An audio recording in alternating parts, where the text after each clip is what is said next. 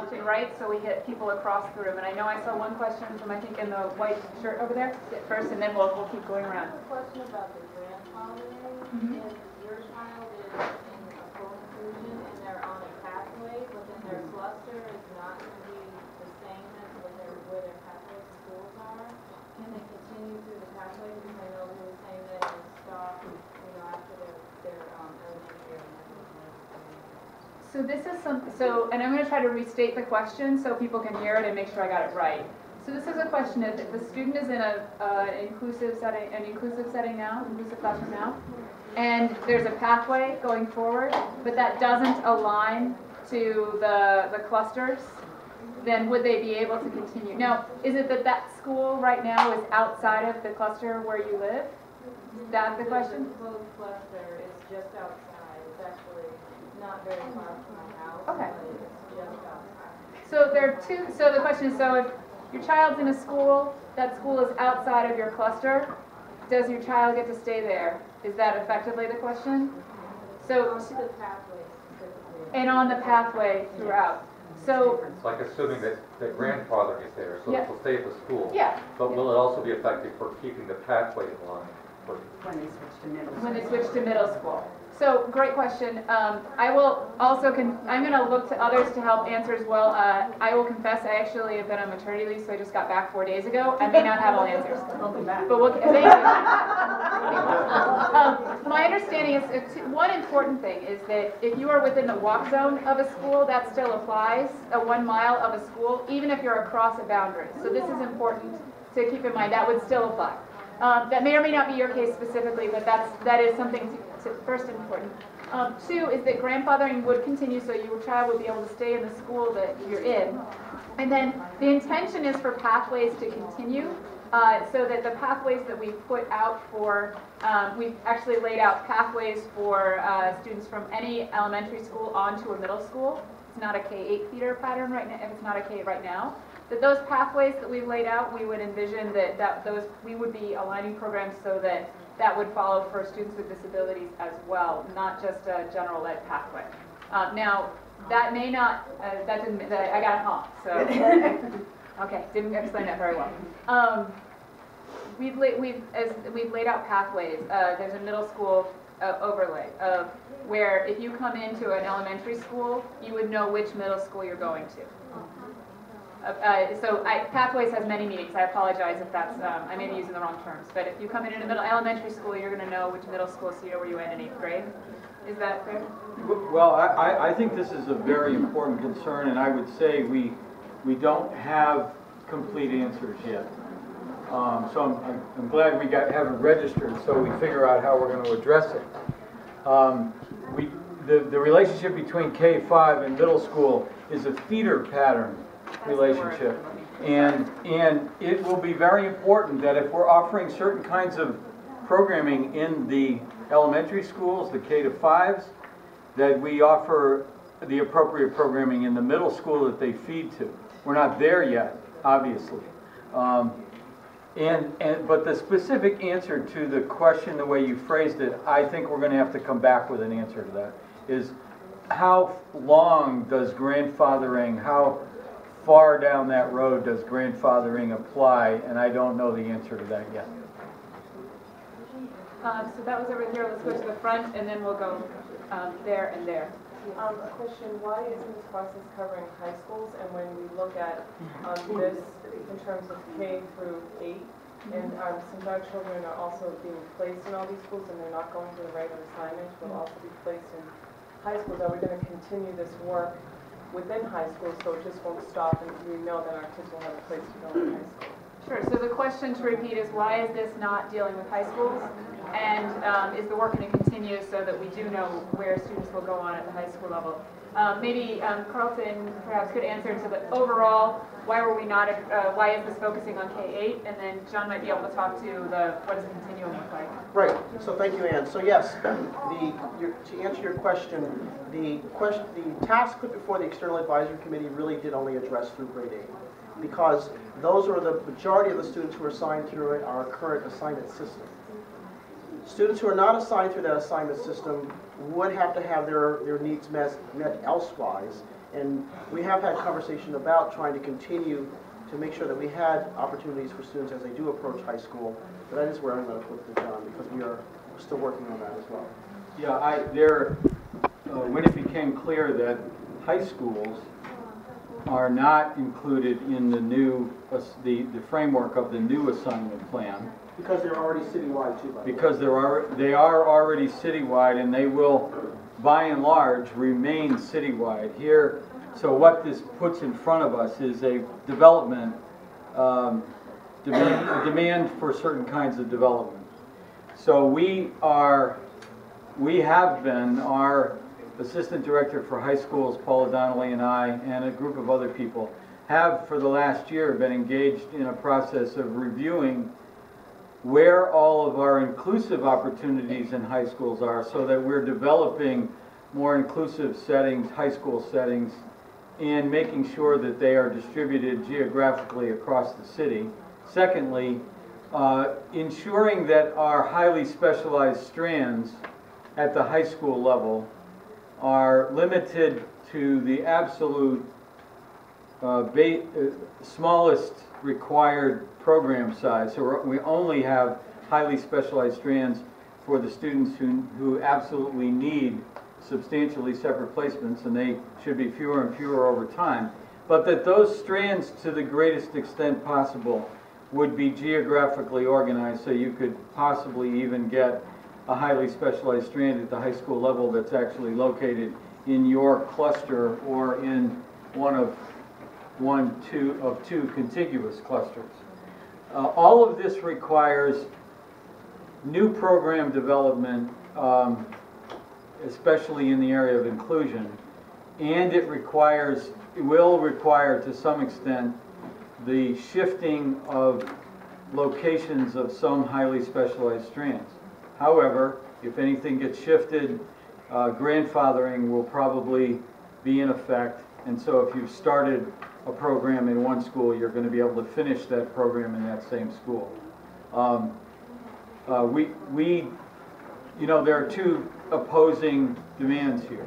One is that we not disrupt the wide breadth of choice that families have at the high school level, and at the same time we work on improving the quality of programming for students with disabilities at the high school level. And sometimes there's a push and pull between those two things, because we can't guarantee the broadest range of choices at the same time that we're developing some very highly specialized programming. So that's where we are right now. I think there is a question here, and then I see another one at the front over here. So, yeah.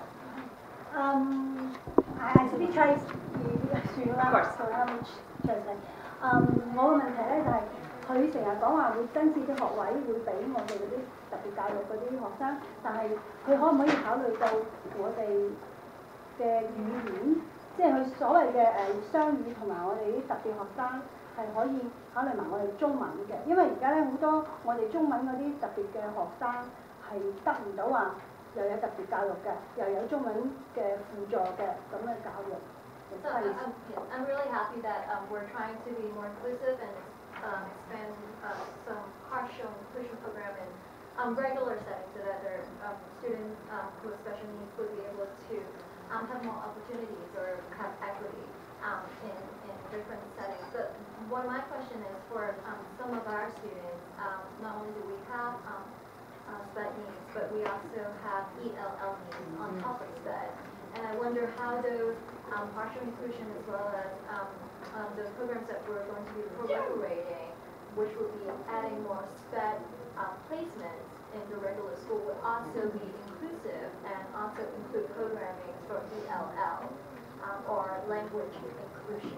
因為我哋開咗好多次會，都係講呢個問題，咁佢哋一路都冇作答嘅，就係佢係會增設啲學位，但係增設學位好似就會比較多關注啲西班牙啊，或者即係其他咯，變咗好似我哋而家係好多啲中文嘅嗰啲特殊教育嗰啲學生係分派咗好多，明明係需要雙語教育嘅，而家變咗去咗一個 regular 嗰啲咁嘅教育。I understand that there's probably, we could probably have another meeting on this specific subject matter, but, and I also would like to point out that I think we might actually put a lot of emphasis on maybe other languages, but I know that in my community that there's one language inclusion school, but because they don't have SPED needs, so our students who have SPED needs will be sort of just sent to other different schools, but their ELL needs would be neglected or violated, and that actually creates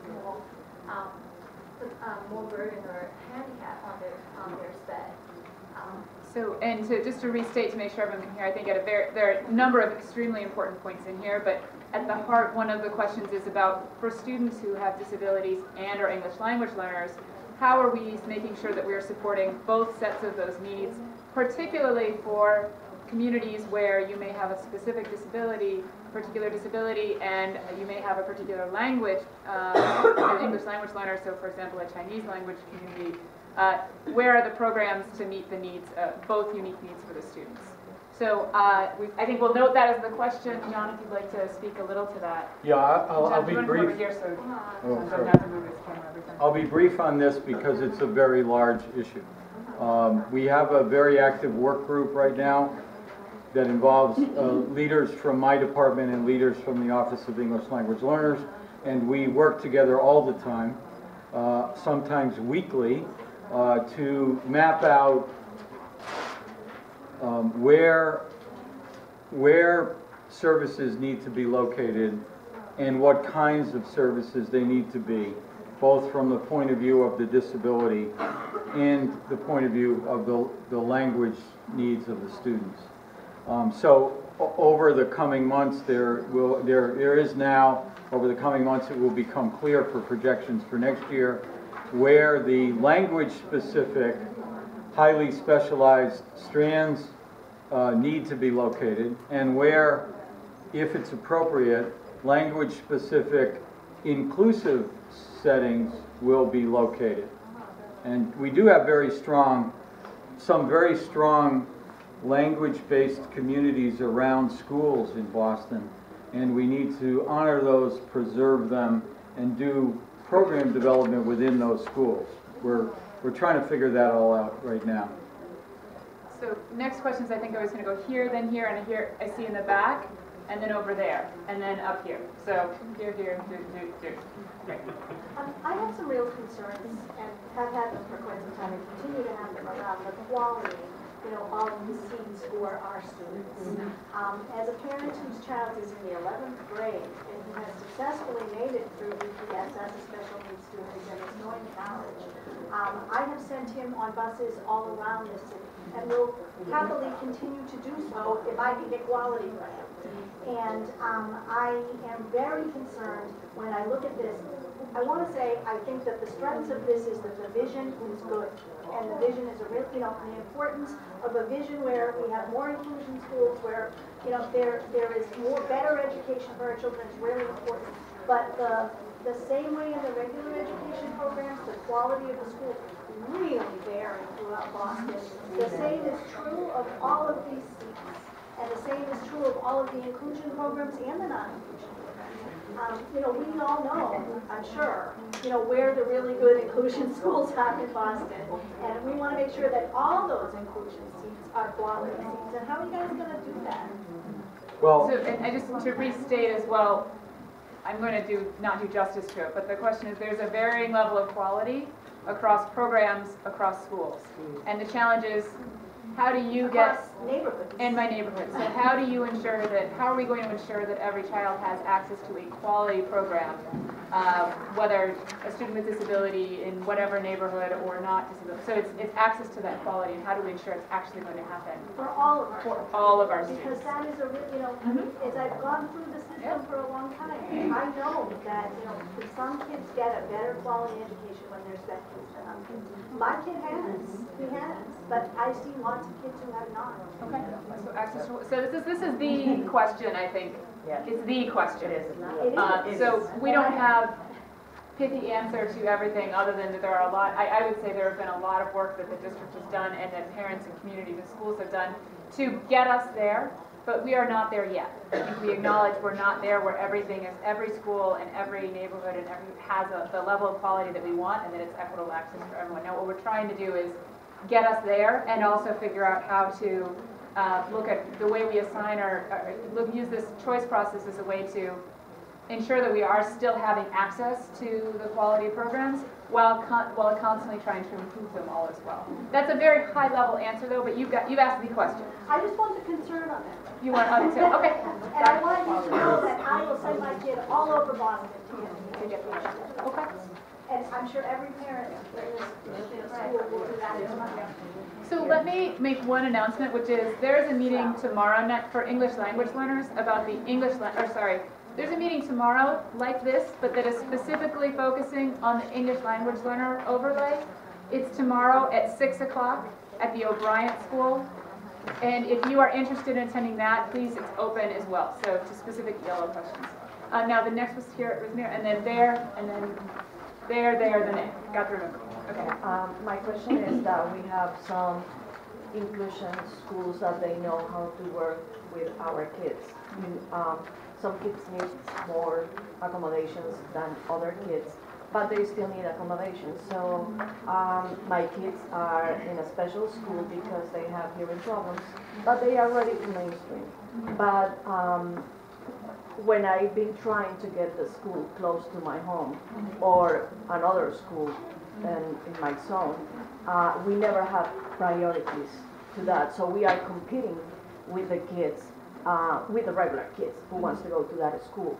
So I cannot put my kids in whatever school the choice systems tell me that they need to go, because I don't know that school, I don't feel comfortable with that school, the accommodations are not good for my kids. So I have to say no and continue in a special education that I know they pay more for these kids compared with the regular kids, when they are ready from a long time ago, ready to go to a regular school, but I cannot do it because the school choice doesn't give me that option. So are we going to have priority for our kids to have a seat in the school that meets their needs? And that sounds like, so to restate the question, it's you have children who are in a substantially separate setting now? They are in a special school, Harris School and Horace Mann School for that. So they're in a special school they could go into, and you would like someone to go into a mainstream setting, but you're not comfortable right now with the options that you would have, or the way that you're not able to get the student into a school that you feel will be able to meet their needs. Yeah, and there's a question about priorities with the regular ones. Yep. So if they have 5 seats, I don't get it, because it depends on what they have for. Well, and John, if you'd like to speak to this also seems to echo Carolyn Kane's question earlier, which is one that we are addressing. So yeah, are we going to have priorities or not? It's so it's exactly the point that Carolyn was speaking about before, and that we have to address.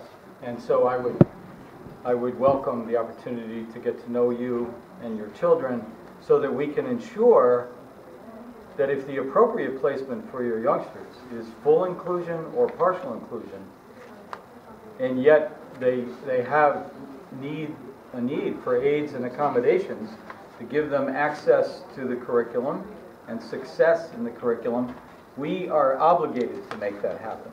And so just make sure that I know who you are before you leave here today. I know. It has happened in the last 2.5 years that it's when SpedPac or individual families make known to us the situations around individual children that we both understand what's going on better and we change it. And there have been enough families that we have worked with where their children should be in partial or full inclusion, but they are not there. And there are some structural, organizational reasons why they're not there. And we can't let that continue to happen. That has to stop. And so we have agreement now across the many departments that there will be seats available for those children. I want to go, as you know, you have to go beyond the seat. It has to be a place for the child to be, the appropriate services so that the youngster can be successful in school. It's both things that are required. So let's just connect them. So I'd also, noting the time, I'm gonna say that we've got the question there, there, and there. And then I think that may be all that we can do as a formal group, knowing that some of you may also need to leave, etc. So let me finish those and then we can wrap and then see what the next steps are for questions. So one there, yes. Sort of piggyback with the Chinese community. Under written translation, it may be the same, correct me if I'm wrong. But under speaking and translation, there are three main dialects. There's Mandarin, Cantonese, Chinese. Okay? Under Asia, there are different countries, and each one of those countries has their languages and their dialects. Do not mistake it. Because they are Chinese, it is not the same spoken. So I think that's and that's just to back them up, because if you do not understand that, I don't have the problem with the ELL, but I understand their dilemma when it comes to their kids who have ELL and SPED. So can I restate, which I believe is the comment that it's important to note that for the, when we speak about a Chinese community, there are three dialects within that. And so while it may be the same written language, when you're speaking, it's three very different dialects, and that's important to acknowledge and note when we think about serving the needs of English language learners from each of those different communities. Is that fair? Okay, thank you. And there was a question back there, and then up here. So I have a concern about the assignment process because my son, who's a freshman, by the way, at Fenway, is doing very, very well. Thank you, Polygon, for my computer for peace. But I have a real concern because in this process, on 4 occasions, we were misdirected. So when our L4 program was pulled out of the Yornberger and broke my heart, I visited all the schools. May I tell you, when you get those choices, visit these schools. Because we were given the Lila Frederick, which was a bunch of U4s. Well, L4 is not a U4. But until I go to the school, I don't know that it's not an appropriate choice for my son. I chose Up Academy. It was not a good choice. At one point, John said, why is he out of Academy? When I met with him personally, and I said, it was on my choice list. He said, well, he shouldn't be there. So again, my son went to Up Academy and failed horrifically because he was in the wrong kind of setting. Now, when we went on to high school, we didn't get first, second, third, fourth, fifth choice. We got a full inclusion choice, but he's a .4 kid. Well, why is a full inclusion choice if I have a child who's a .4? Why is that on my list? So when I rejected it, one of the choices we got was BCLA, but I already visited school and knew that BCLA was losing their L4 program. So unless I had done all my homework and visited all the schools, I would never have known, and I would have blindly chosen BCLA, who I love and wanted, but it wasn't going to have the right program. So it's a real concern I have, because unless you do your due diligence, you've got these wonderful lists, but not all those choices are appropriate for your child, especially if they're in a .4 setting. So what I'm hearing is it's both the specific situation of your child, but the bigger challenge is that as a district, as the district is sharing options with families, that it seems like a couple points. One, that the information is not. You need more information. Yeah, not that it hasn't been accurate, or that we need to be, or that we need to communicate better what those programs look like, so that you can find the right place for your child. And make sure that your list really is something that is appropriate for your child. Because you wouldn't put a 3-year-old in an adult swim class. Right. You want to know it's an adult swim class, and you make an educated choice.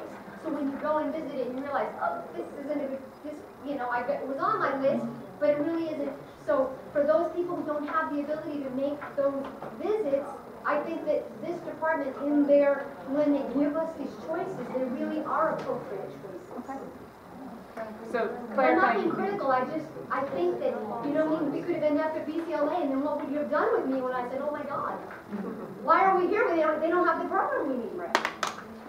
Fair. So I think that's a very important one, and we will make sure that, so it's on the list to make sure we're living up to that. Thank you. And that's the only reason I'm here today, because now we're in Fenway, and I'm happy, and I'm just concerned about the future for other people. Well, thank you for coming for that reason too. And then I think up here, we had a question, or that's Got my back?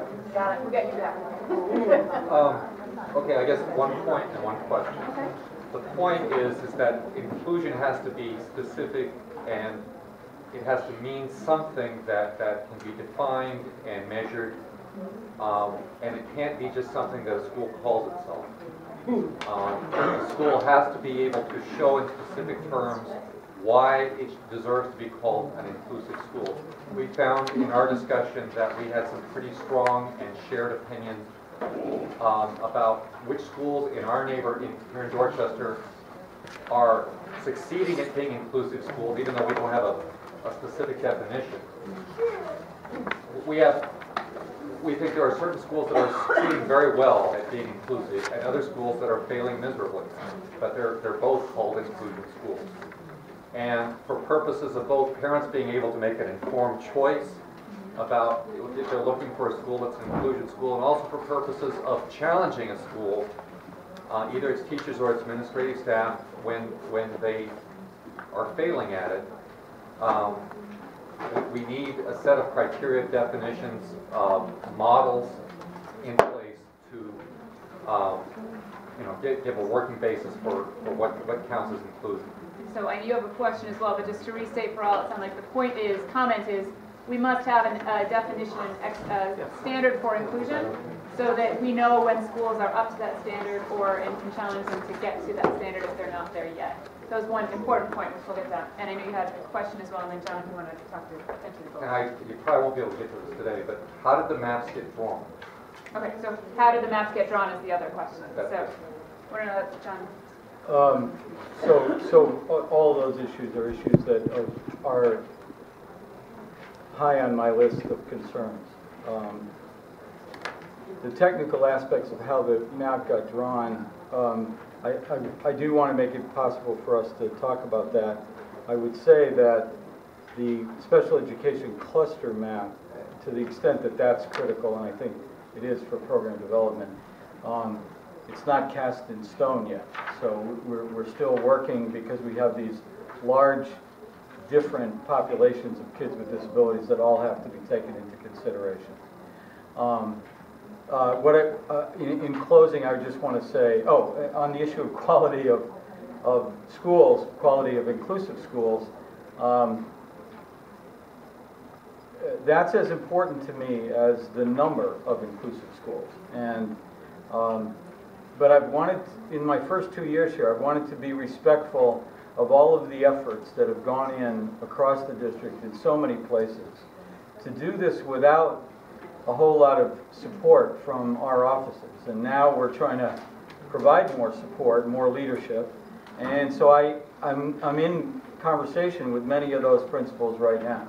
So I hold out a lot of hope for both increasing inclusive opportunities, but also increasing the quality of those inclusive opportunities. And I know some of you, like you and I, who have worked personally around individual children, we have lots of thoughts about those things, and we're going to try to formulate those thoughts and make them something we can use as we go forward. I've learned a lot from our experience together. I just wanted to say a couple things in closing. Number one, after we got started, two very important people came in, and I wanted to make sure you knew they were here. First of all, our Chief Financial Officer, John McDonough, is here, and as he has been for many, if not all, of these community meetings, and he is intimately involved in the development of settings and services in special education. So I really appreciate the fact that he's here to listen to all of us talk about this. And the other is Claire Shaw, who I don't know if she's still here, but she came in. Claire Shaw is the special advisor to the superintendent, and it is a person who makes it possible for us to have some conversations in the office of the superintendent that targets very specifically children with disabilities. I also want to say that around the outside of the room, almost the entire special education administrative staff is here. I invited people to come, if they could be here today, to listen to this conversation so that we can, starting tomorrow, begin to act on a lot of things, and they're here.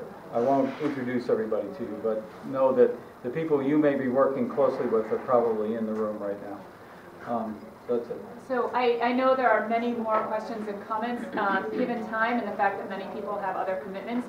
We are going to wrap the session right now. However, I'd encourage you to do a couple things. First of all, the feedback forms, the orange feedback forms, the white table, and the white with blue table, and then Being asked to fill out all three before you leave, please. Whether you want, whether or not you can feel that you can answer the questions, just fill them out to the extent that you think is appropriate.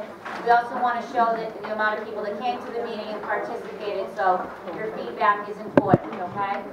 And we also have, I think, John Sanamon from the SpedPac has also been videotaping as well, and I think he wanted to share a comment. I just want to let everybody know that we have general issue forms. If we need any comments or questions about your own child's issue, we have. If you want to sign up for the SpedPac email list, we're right over here. If there's general issues or concerns, we're here. Also, all this information will be available online. Anything you missed or want to get back up on, all the documents, all the videos, we're trying to translate in Spanish as well. We're doing our best to try to accommodate everybody that we can. So any questions, go to bostonspedpac.org and feel free. Thanks. Yes, that's a great idea. If you would like to add comments to or questions to our sheets up here, in addition, you can just write them on your orange sheets, but if you'd like to write them up here, please do, and feel free to come up and look at what was written. And again, thank you so much for spending this Sunday afternoon with us. Thank you.